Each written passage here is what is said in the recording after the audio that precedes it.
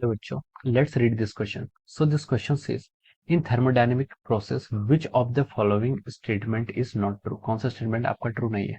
Option A, in an isochloric process, pressure remains constant. Option B, in the isothermal process, the temperature remains constant. Option C is our in an adiabatic process, PV gamma is equal to constant. Option D is in the adiabatic process, the system is insulated from the surrounding. Okay, तो चलिए बच्चों, अब हम इस question को start करते हैं। तो देखिए बच्चों, इस क्वेश्चन का की कॉन्सेप्ट हम क्या लिख सकते हैं? इस क्वेश्चन के की कॉन्सेप्ट हम लिख सकते हैं। देखिए, इस क्वेश्चन में हमें क्या बताना है, स्टेटमेंट कौन सा आपका ट्रू है या कौन सा नहीं है। ठीक है, तो इसका की कॉन्सेप्ट आपका लिख सकते हैं, the key concept of this question is our thermodynamic process. ठीक है, थर्मोडायनामिक प्रोसेस।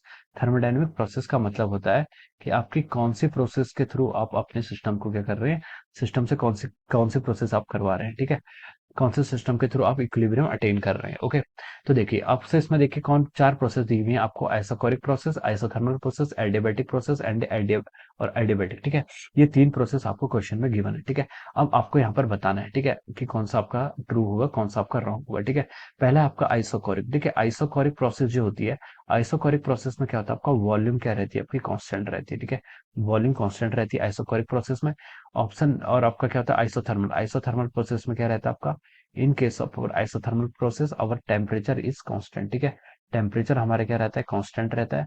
और थर्ड बोला इसने एडियाबैटिक प्रोसेस। ठीक है, एडियाबैटिक प्रोसेस वो प्रोसेस होती है जिसमें हम पीवी गामा को हम कांस्टेंट के इक्वल लिखते हैं। ठीक है, जहां पर आपका लिख सकते हैं, देखिए पीवी गामा आपका कांस्टेंट होता है, या फिर यही कांस्टेंट की वैल्यू आपकी T into V into gamma minus one के इक्वल होती है। और ऐसे ही प्रेशर और टेम्परेचर की टर्म में भी लिख सकते हैं। ठीक है, और यहाँ पर आपकी जो टोटल हीट होती है वो एक्सचेंज, ये आपकी कितनी होती है, जीरो के इक्वल होती है। ओके, तो देखिए अब हम यहाँ पर इसको मैच करते हैं कि इसके एक आंसर करस्पॉन्डिंग कौन सा आंसर आपका मैच करता है। ठीक है, स्टेटमेंट ए से स्टार्ट करते हैं। In an isochoric process pressure remains constant, ये तो आपका रॉन्ग हो गया। ठीक है, प्रेशर रिमेन्स कांस्टेंट होगा वो आपकी आइसोबैरिक प्रोसेस होगी। ठीक है, आइसोकोरिक में तो आपकी वॉल्यूम कांस्टेंट रहती है। ठीक है, तो ए आपका क्या हो गया, रॉन्ग हो गया। अब चलिए बी पर मूव करते हैं। बी पर इसने बोला है कि in an isothermal process the temperature remains constant, ये आपका ट्रू है। ठीक है, आइसोथर्मल का मतलब ही क्या होता है, आपका टेम्परेचर कांस्टेंट होना है। In an adiabatic process PV gamma is equal to constant, ये स्टेटमेंट भी देखिए क्या आपका राइट आ रहा है। ठीक है, हम बोल सकते हैं यस दिस इज ट्रू।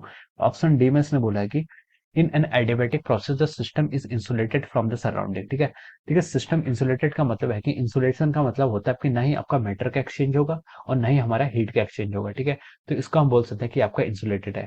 तो ये आपकी कंडीशन है del Q is equal to zero. Del Q is equal to zero मतलब कोई भी हीट ना ही इनवर्ड फ्लो हो रही है ना ही आउटवर्ड फ्लो हो रही है। इसका मतलब ये डेल क्यू जीरो क्या करता है, आपका इंसुलेटेड सिस्टम बताता है। ठीक है, तो जो आपका एडियाबैटिक प्रोसेस होता है उसमें सिस्टम और सराउंडिंग क्या होते हैं, एक दूसरे से इंसुलेटेड होते हैं। So this statement is true also. Okay, अब देखिए क्वेश्चन में उसने बोला था कि कौन सा नहीं ट्रू है, तो आपका देखिए option A is not true. ठीक है, तो हम लिख सकते हैं कि यहाँ से आपका option A is the right answer. ठीक है, इसके करस्पॉन्डिंग क्या लिख सकते हैं, आपका option A is correct answer of this question. Okay, option A क्या हो जाएगा, इसका राइट आंसर हो जाएगा। So I hope you all understood this concept. All the best and thank you so much.